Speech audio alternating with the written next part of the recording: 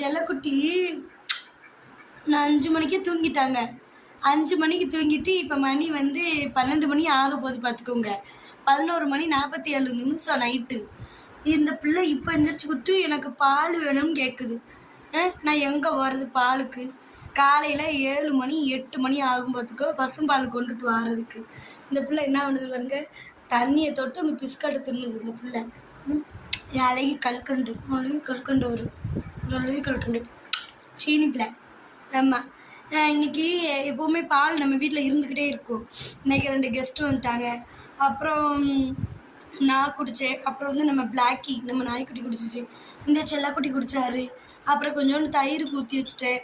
அப்புறம் பால் காலியாக போச்சு. இந்த பிள்ளைக்கு பசிக்குதாங்க பாருங்க பாருங்க, பிஸ்கட் தொட்டு தொட்டு சாப்பிட்டுக்கிட்டு இருக்கிறாங்க இந்த அழகி அழகி செல்லம்.